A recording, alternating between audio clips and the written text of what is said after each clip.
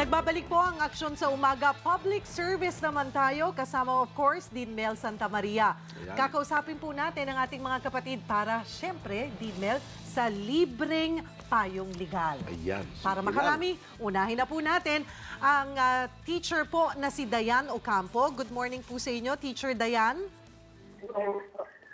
Ano po ang gusto nyong ikonsulta kay Dean Mel? May nangyari po kasi yung nakawan sa aming studio. Okay. So, parang isa po pinagbibintangan na sex. So ikaw ang Ano po ba- pinagbibintangan. O, tapos, Ano po kaya kung gawing legal action? alam mo, ang pagbibintang o ang pagpaparatang sa isang tao na hindi naman totoo ay slander. Yan, slander, ang paghahamak sa iyong reputasyon o kaya ano yan, intriguing against honor. Ang pagkakalat ng mga chismis. Yan ang pwede mong ikaso dyan. At ang hatol dyan, Cheryl, depende sa pagkagrabe ng iyong pagpaparatang. Ano? Talagang ikaw ay nagnakaw ng 1 milyong piso o nagnakaw ka ng mga alahas o mga ganyan, masyadong mabigat yan.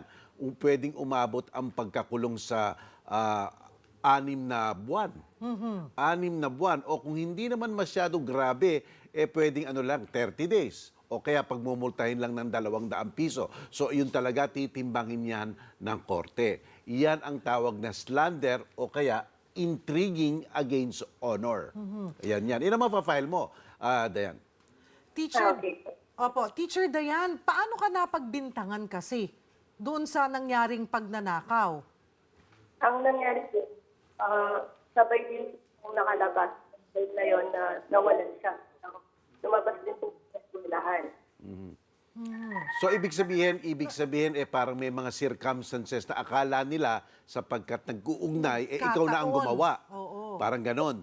Naman po, may isipin na yung lalaki talaga, parang inuugnay pa rin po siya sa akin. Sa tingin mo ba merong may galit sa May talagang gusto lang bumawi sa o talagang perwisyuin ka? Hindi ko lang po alam kasi maayos naman po yung po namin. O So hanggang ngayon po ba ay patuloy po itong pagbibintang nila sa inyo? Ano po bang hakbang ang ginawa ng principal para syempre lahat kayo may karapatan for Yes, due oo. process, di ba? Ito po ba ay nagsagawa po ba sila ng investigasyon?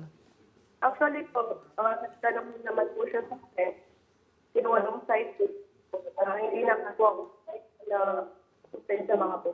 Yan lang po, yung way na actioning po nila.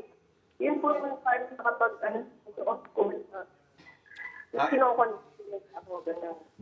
basta po, kung kayo ay maghahabla ng intriguing against honor o kaya slander, dapat lang talaga yung pinaghihinalaan nyo, siguradong kayo, iyon ang talagang gumawa. Kasi ang pagpapile ng kaso, Cheryl, may balik rin yan May balik kasi gagawa ka ng isang sinumpaang salaysay dyan, baka ikaw naman ang kasuhan ng perjury kung sakasakali nagkamali ka sa pagtutukoy kung sino ang gumawa. Kaya dapat lang po, maingat rin kayo sa pagkakaso, dapat yung pinaghihinalaan nyo, siya na nga ang gumawa. Tandaan niyo po yan, ha? Be sure to come back. Use 5 everywhere. Copyright 2016.